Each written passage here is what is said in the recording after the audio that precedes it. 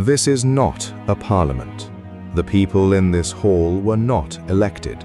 They are tycoons and monks, film stars and professors, scientists and community leaders, and almost none of them belong to the Communist Party. They have been gathered, honored, and seated beneath its banner for a single reason, so that the party can stand up and say it speaks for them. In part 1, we watched a pattern devour 3 revolutions. We called the people it used by an old, cruel name. But one of the tools in that pattern was never retired. It was written down, given a department and a budget, and the party that wields it calls it, in its own words, a magic weapon. Remember the architecture. A small, certain group joins a broad alliance. It borrows the numbers and the moral authority of the many to seize the state. And then, believing it alone holds the truth, it removes every partner who might one day say no.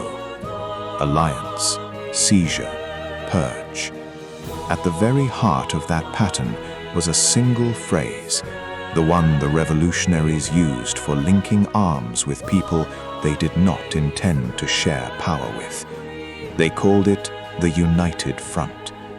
In part 1, it was a tactic, a thing you did and then stopped doing. But what happens to the pattern if the tactic is never switched off? If instead it is made permanent, a standing institution of the state? To answer that, we have to see where the phrase actually comes from, because it is not a metaphor, it is a name. The year is 1921. The Russian Revolution has won at home, but across the rest of Europe, the communist parties are stranded, too small, too isolated to seize anything. So the leadership of the Communist International, under Lenin and Trotsky, hands them a formula. They call it the United Front. The instruction is precise. You are too few to win alone, so propose joint action to the larger workers' movements, the socialists, the unions, the people you privately intend to replace. Fight beside them for immediate popular demands. But, and this is the crucial line written into the doctrine itself, you never dissolve into them.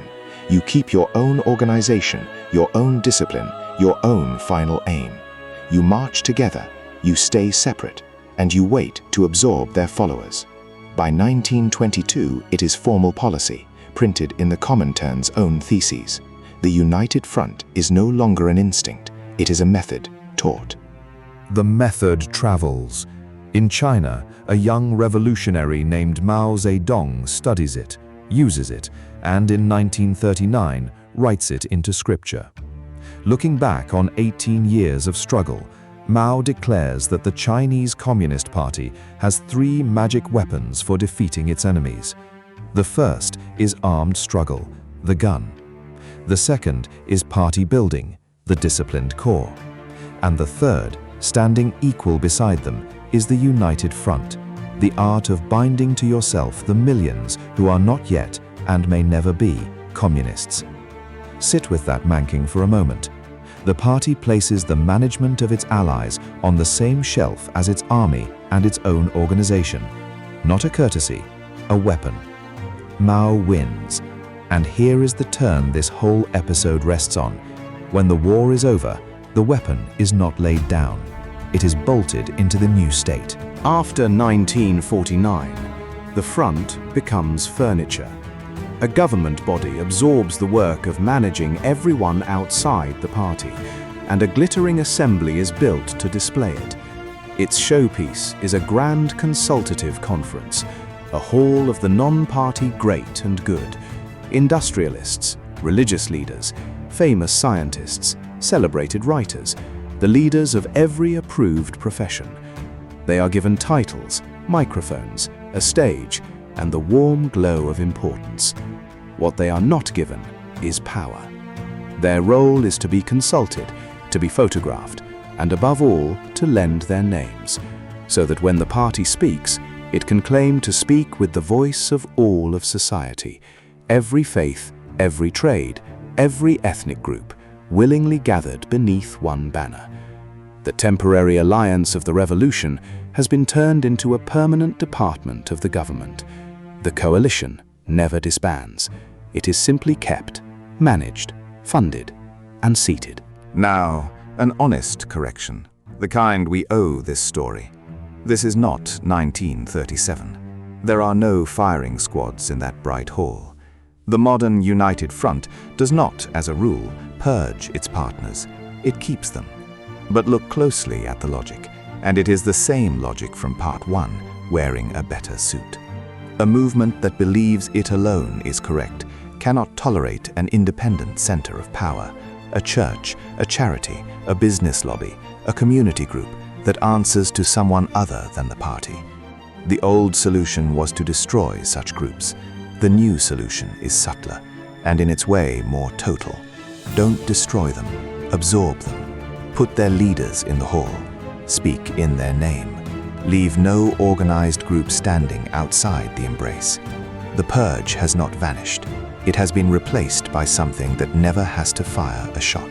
For decades, the weapon idled in the background, useful but unglamorous. Then, in 2015, it was lifted back into the light.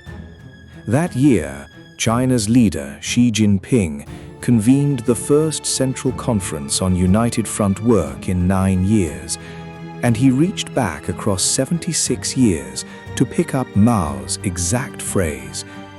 United Front work, he said, is a magic weapon for the great rejuvenation of the Chinese nation. He also named new targets for it, telling everyone: Chinese students studying overseas, the influential voices of the new media, and the young founders of private companies, the entrepreneurs. Precisely the independent, untethered, modern people a one-party state has the most reason to want inside the tent. Weeks later, a new leading group was created to drive the work. The signal could not have been clearer. The magic weapon was being sharpened. Then came the machinery. In 2018, the department that runs the United Front was enlarged. It swallowed whole the state agencies that had governed religion and the agency that managed Chinese communities overseas, folding both into itself. In just 3 years, it grew from 7 internal bureaus to 12. And it was paid for. By one of the most detailed estimates available, the institutions of the United Front system spent more than $2.5 billion in a single year, more than China spent that year on its entire foreign ministry. The researchers who assembled that figure are careful to call it a floor, not a ceiling, because the central department's own budget is never published. Read that again. A state's apparatus for managing the people outside its ruling party is funded more richly than its face to the rest of the world. That is not a relic. That is a priority. So, what does the weapon actually do day to day? Mostly, it makes friends. It identifies the people with influence the party itself lacks: a wealthy industrialist, a respected abbot, a star academic, a leader of a Chinese community on the other side of the world. And it brings them in. A title, an invitation, access, a seat at the table, the flattering sense of being valued by the powerful. Most of it is courtship, not coercion. And in exchange for the embrace, the party claims something quietly enormous: the right to speak in that person's name, to present their faith, their industry, their community as content, represented, on side. The danger was never the handshake. The danger is the sentence that follows it. The party speaks for you, said about millions of people who were never asked. And here we have to stop and be as careful as this subject demands, because this is exactly where a real story can curdle into an ugly one. Every government on earth courts its elites and reaches out to its diaspora. Outreach is not sinister by itself, and serious scholars genuinely disagree about how coordinated and how effective the overseas reach truly is. Many argue the Western alarm is overstated, and that this system is overwhelmingly pointed inward at controlling China's own society. So hear this plainly.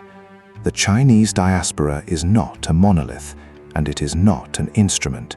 It is overwhelmingly this system's target.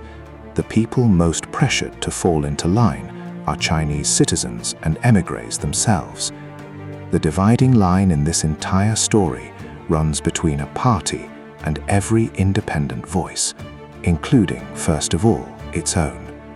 Anyone who walks away from this suspicious of ordinary Chinese people has simply rebuilt the propaganda from the opposite side. That is the trap. Don't take it. So set the two halves side by side. In part 1, a vanguard absorbed a coalition and then purged it because a living rival is a threat. In part 2, the same vanguard, older and wiser, has learned a gentler trick. You do not have to purge what you can permanently manage. You do not have to kill the rival if you can seat him in a hall, hand him a title, and speak in his name for the rest of his life. The United Front, it turns out, was never an accident of one desperate revolution. It is a doctrine, named by Lenin, ranked as a weapon by Mao, revived and refunded in our own decade, and running right now in the daylight. The morning after the revolution, it seems, never actually ends. It just gets a department, a building, and a budget larger than the foreign ministries. Here is the lesson of Part 2, and it is quieter than the firing squads of Part 1, which is exactly why it lasts longer. The most durable form of control is not the wall and the rifle. It is the embrace that never lets go. The offer to speak for you, so that you never quite get to speak for yourself. It does not feel like a purge. It feels like an honor. That is the whole genius of it. So watch for the pattern in its modern dress. Not just abroad, but anywhere a single organization decides it alone may speak for everyone, and sets out to gather every rival voice gently inside its own arms. This was Part 2. In Part 3, we look at how an open society is supposed to answer a closed one, without becoming the very thing it fears.